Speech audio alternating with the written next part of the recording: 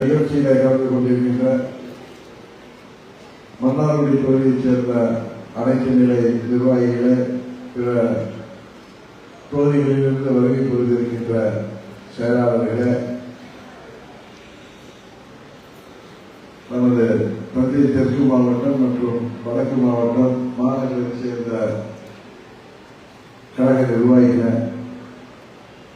அருமை சகோதர சகோதரிகளே, உங்கள் அனைவரையும் இன்றைக்கு சந்திப்பதிலே மிகவும் மகிழ்ச்சி அடைகின்ற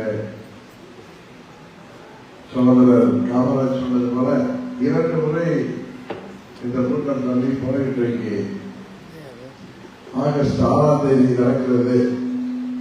தள்ளி போனாலும் ஒரு சரியான அரசியல் சூழ்நிலை காலத்தில் நான் உங்களை எல்லாம் சந்திக்கின்றேன்.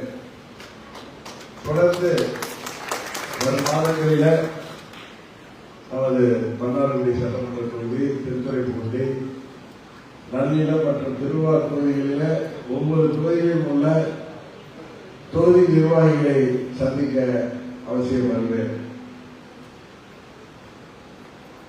சகோதரர் காமராஜ் அவர்கள் உங்களின் ஆதங்கங்களை எல்லாம் வெளிப்படுத்தினார். நான் இயக்கம் கண்டது அம்மா அவர்கள் மறைவுக்கு பிறகு ஒரு கடுமையான சூழ்நிலையில ஆகிய நகர் இடைத்தேர்தலிலே நமக்கு ஒரு வெளிச்சம் தெரிந்தது. ஆனால் அதை தொடர்ந்து நாம் இன்னும் அந்த அரசியல் இக்கட்டுகளில் பயணித்துத்தான் வருகிறோம். உறுதியாக இந்த 26 தேர்தலில் அம்மா மக்கள் முன்னேற்ற கழகம் உறுதியாக முத்திரை பதிக்கும் என்பதை மாத்திரம் இந்த நேரத்தில் நான் தெரிந்து கொள்கிறேன். எத்தனையோ கேள்விகள் உங்கள் மனதிலே இருப்பது எனக்கு தெரியும். எதற்காக நாம் இயக்கம் கண்டோமோ, அந்த இலக்கை நோக்கி நாம் செல்கிறோமா என்றெல்லாம் சில பேர் என்னை ஊடகத்தை சேர்ந்தவர்கள் கூட கேட்பார்கள். உறுதியாக அதை நோக்கித்தான் நாம் சென்று கொண்டிருக்கிறோம். நமது முதல் நோக்கமே அம்மாவின் கொள்கைகளை தொடர்ந்து, அம்மாவின் லட்சியங்களை தொடர்ந்து அடுத்த நூற்றாண்டுக்கு கொண்டு செல்கின்ற ஒரு இயக்கமாக அம்மா மக்கள் முன்னேற்ற கழகம் என்றைக்கும் செயல்படும் என்பது. 2வது, அம்மாவின் உண்மையான ஆட்சியை தமிழ்நாட்டிலே உருவாக்கி காட்டுவது. அம்மாவின் உண்மையான இயக்கத்தை மீண்டும் பொலிவுற செய்ய வேண்டும் என்பதுதான் நமது கொள்கை. அந்த கொள்கைகளோடு தான் நாம் மேலூரிலே எனது அருமை நண்பன் மறைந்த சாமி அவர்கள் ஊரிலே இயக்கம் கண்ட நாள் என்று நாம் எடுத்த சபதம். வேண்டுமானால் காலம் தாழ்ந்து வரலாம், உண்மையில் நாம் உறுதியாக நாம் வெற்றி பெறுவோம். காரணம், நமது லட்சியம் உண்மையானது, நேர்மையானது. ஏதோ ஒரு தனி மனித கோபத்தில் நாம் எடுத்த முடிவு எதுவும் இல்லை. அம்மாவின் தொண்டர்கள் தமிழ்நாடு முழுவதும் ஆட்சி அதிகாரம், அதனால் ஒரு பலாபலங்களை எல்லாம் தூக்கி எறிந்துவிட்டு உருவாக்கிய இயக்கம் தான் அம்மா மக்கள் முன்னேற்ற கழகம். எனக்கு முன்னால் பேசியவர்கள் சொன்னது போல யாரோ ஒரு சிலர் சுயலாபத்திற்காக, சுயநலத்திற்காக வேண்டுமானால் மாறி சென்றிருக்கலாம். ஆனால் உண்மையான தொண்டர்கள் இன்றைக்கும் என்னோடு பயணித்துக் கொண்டிருக்கிறார்கள். நம்மால் பதவியில் அறிவிக்கப்பட்டவர்கள் வேண்டுமானால் விலை போயிருக்கலாம். ஆனால் தொண்டர்களாகிய நீங்கள் இன்றைக்கும் என்னோடு இருக்கிறீர்கள்.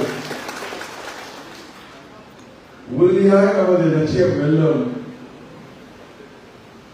உங்கள் மனதிலே சோர்வு சில நிர்வாகிகளுக்கு இருப்பதாக, இதற்காகத்தான் நாம் உழைக்க வேண்டுமா என்றெல்லாம் கேட்பதாக சொன்னார்கள்.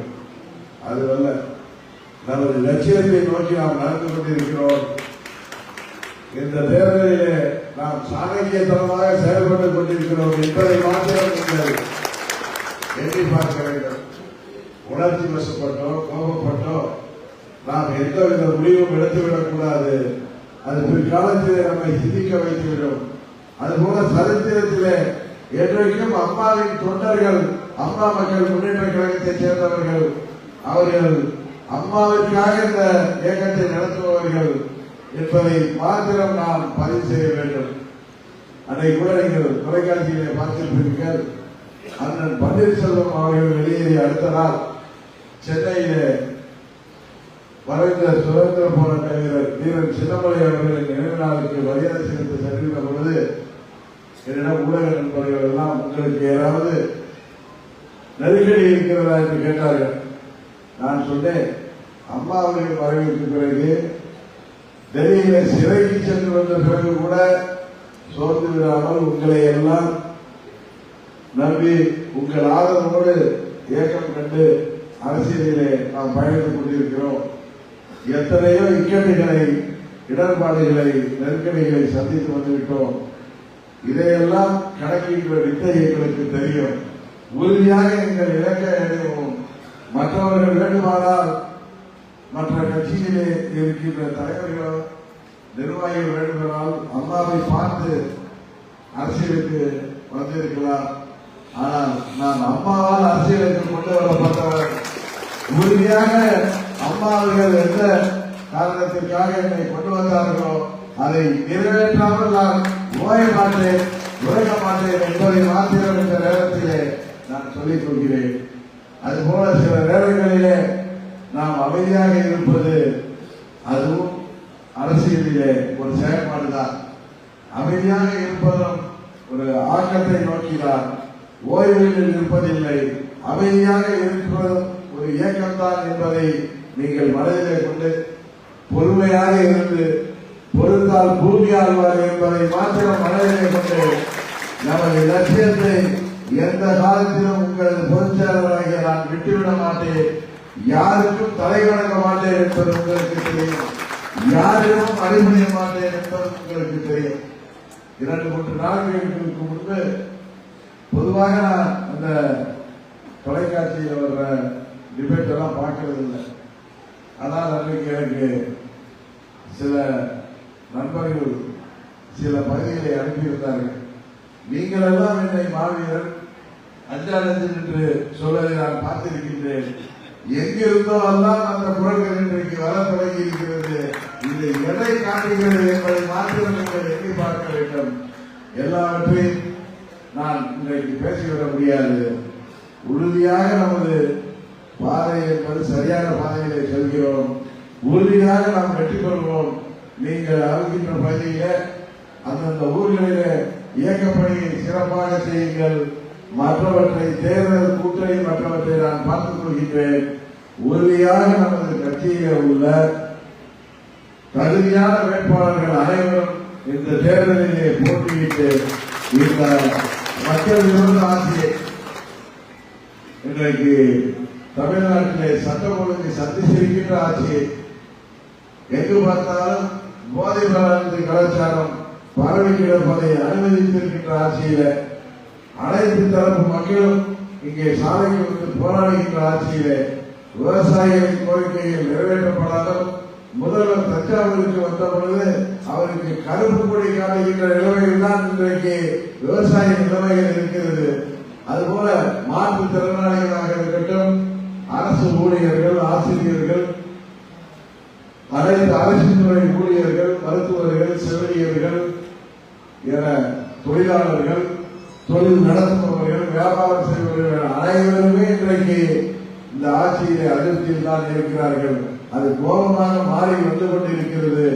உறுதியாக திமுகவின் பலபலத்தை தாண்டி நமது லட்சியம் வெல்ல போவது உறுதி என்பதை மாத்திரம் சொல்லி எல்லாவற்றையும் நான் பொதுவெளியிலே சொல்ல முடியாத நிலை இருக்கிறது.